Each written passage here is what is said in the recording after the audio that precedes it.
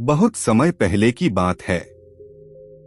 एक राज्य में एक राजा और उसकी रानी सुखपूर्वक शासन कर रहे थे। राजा वीर और न्यायप्रिय था, लेकिन कभी कभी वह जल्दबाजी में निर्णय ले लेता था, जिससे कई बार मुश्किलें खड़ी हो जाती थीं। रानी बहुत बुद्धिमान थी। वह हर समस्या को गहराई से समझती और सोच समझकर निर्णय लेती। राजा उसकी सलाह को बहुत मानता था। एक दिन राजा के दरबार में एक अजनबी आया। उसने राजा को एक अनोखी पहेली दी और कहा, महाराज, यदि आप इस पहेली का सही उत्तर दे सके तो मैं आपको अमूल्य खजाने की जानकारी दूंगा। लेकिन अगर उत्तर गलत हुआ तो आपको आधा राज्य मुझे सौंपना होगा। राजा अपनी बुद्धि पर बहुत विश्वास करता था, इसलिए उसने चुनौती स्वीकार कर ली। अजनबी ने पहेली सुनाई। ऐसी कौन सी चीज है जो दिखती नहीं, लेकिन अगर उसे बिना सोचे समझे किया जाए तो पूरे राज्य का विनाश हो सकता है।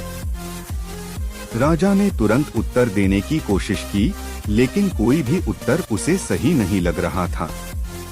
वह बहुत चिंतित हो गया, क्योंकि यदि उत्तर गलत होता तो आधा राज्य चला जाता।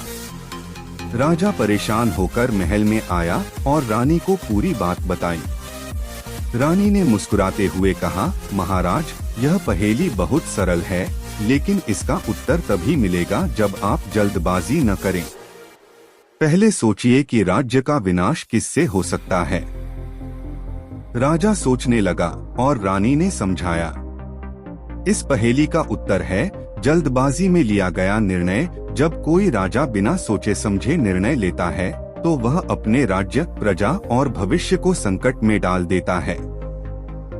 इसलिए कभी भी जल्दबाजी में निर्णय मत लो, पहले हर पहलू को समझो।